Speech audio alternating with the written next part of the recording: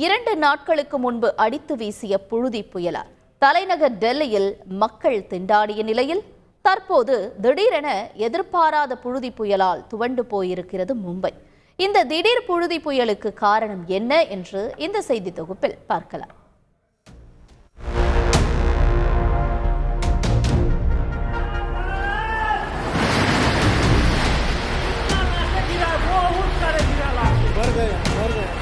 சற்றும் எதிர்பாராத இருள் சூழ்ந்த வானம்.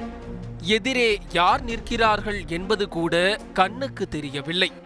திடீரென பலத்த வேகத்துடன் சுழன்ற புழுதி புயல். அதுவரை ஹாலிவுட் படங்களில் மட்டுமே பார்த்த காட்சிகள் அவை.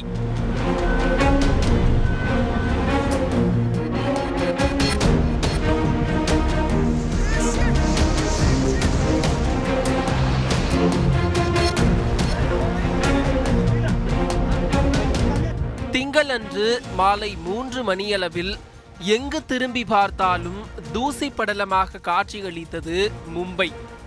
40 முதல் 50 கிலோமீட்டர் வேகத்தில் புழுதி புயல் வீசியதுடன் மழை பொழிவும் இருந்தது. கடந்த 2 நாட்களுக்கு முன்புதான் மணிக்கு 77 கிலோமீட்டர் வேகத்தில் வீசிய புழுதி புயலால் திண்டாடி போயிருந்தது டெல்லி.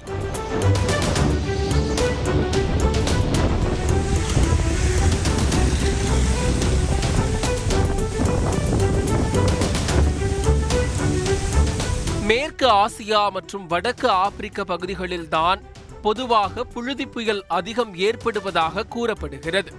இந்தியாவில் பாலைவன பகுதியான ராஜஸ்தானில் புழுதி புயல் ஏற்படுவது இயல்பான ஒன்று. ஆனால் வழக்கத்திற்கு மாறாக தலைநகர் டெல்லி மற்றும் மும்பையில் புழுதி புயல் ஏற்பட்டிருப்பதற்கு காலநிலை மாற்றம்தான் முக்கிய காரணமாக பார்க்கப்படுகிறது. மரங்கள் மற்றும் செடிகள் அதிகம் இல்லாததும் நகரமயமாக்கல் போன்றவையும் முக்கிய காரணிகளாக உள்ளன. அதுவும் புழுதி புயலால் மும்பையின் வடாலா பகுதியில் ராட்சத விளம்பர பேனர் ஒன்று பெட்ரோல் பங்க் மீது விழுந்ததில் 100க்கும் மேற்பட்டவர்கள் பேனருக்கு அடியில் சிக்கிக் கொண்ட நிலையில் பலி எண்ணிக்கை உயர்ந்து கொண்டே செல்கிறது.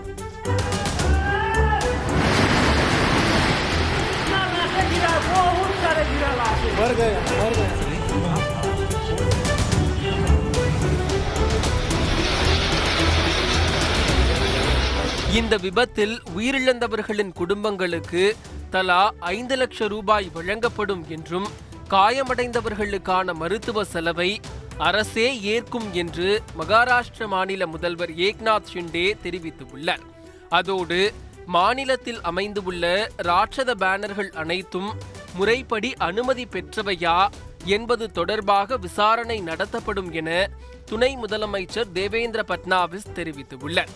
கடுமையான புழுதி புயலுடன் மழையும் பெய்ததால் மும்பை விமான நிலையத்தின் விமான சேவைகள், மெட்ரோ ரயில் சேவைகள் ஆகியவை தற்காலிகமாக நிறுத்தப்பட்டன.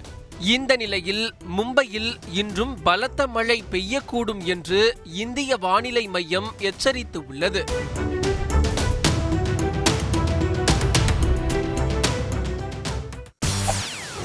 செய்திகளை உடனுக்குடன் தெரிந்து கொள்ள உடனே சப்ஸ்கிரைப் பண்ணுங்க.